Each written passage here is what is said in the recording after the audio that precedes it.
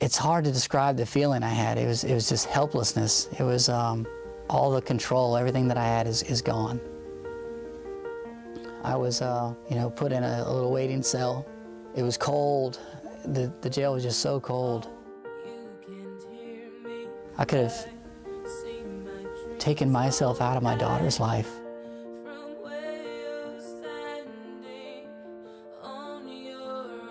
All it would have taken is me hitting the gas instead of the brake.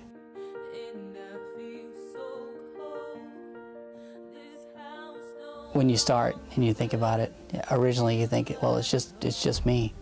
I'm the only one. If I get behind the wheel and something happens, it's only me. But really and truly, if you're in an accident, it can affect other people. In the story that I'm going to talk about, I wasn't in an accident, but it affected way more people than I ever thought it could. November 16th, 2007, the command that I was at, had a Christmas party. When we got in, I finally walked in. I felt like a superstar. But in the meantime, I was sitting with a group of friends, and at the time I was tube fisting, a beer in each hand. As the night came to a close there, it was about 11:30. I walked out of there and I thought about it a little bit, am I really okay? And I didn't stumble. I was walking out to my Jeep. I walked perfectly.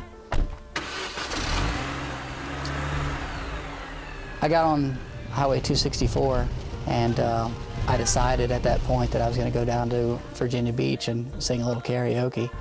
And in my rearview mirror, blue lights just appeared.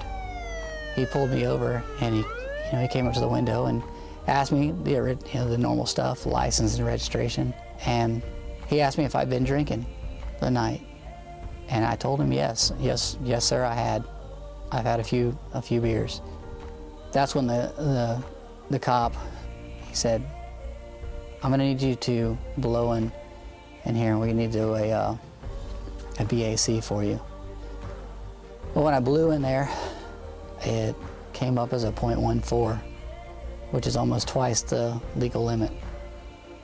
If you could just see the expression of his face, he's like, I'm sorry, but I gotta take you in for DUI. And he's like, well, where are you coming from? And I said, Command Christmas Party. And he said, well, where did you command at? And I said, sir, it's not their fault. And I pulled out my keys and I showed him the Safe Ride Home card that was on my keychain. And he just shook his head. It felt like we were driving for hours to get to the police station, and it probably wasn't a 15-minute drive. As a first class, I had seen DUI cases, but I'd never been behind the scenes to see what really goes on. And I remember I walked in the shop and everyone stopped talking. Then I remember the chief came in and he says, hey, what are you doing in here?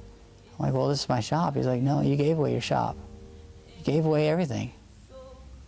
I disappointed my mom and my dad, my little girl, everyone at work, all of my family and friends. I was just ready to die. And I remember that I decided that I was going to end my life that night. And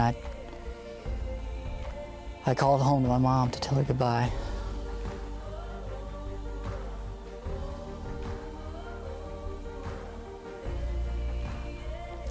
She didn't deserve that.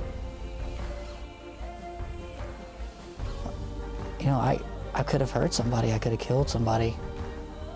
I could have taken myself out of my daughter's life. That's not fair to her. She deserves to have parents. She deserves to have a dad. She deserves to have a role model as a dad. Not some guy that's in prison serving a life term.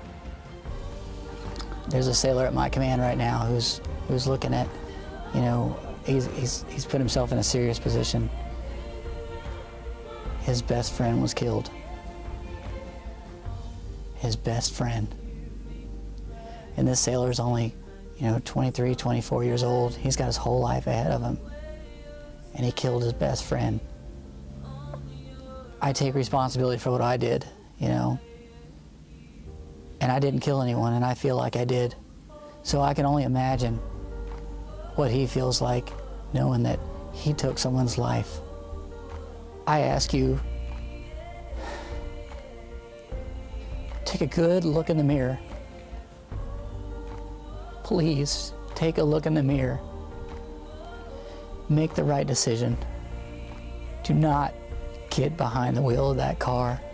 My little girl's out there. Other people's children are out there. All those special people that we love are still out there. Please give them the chance to come home.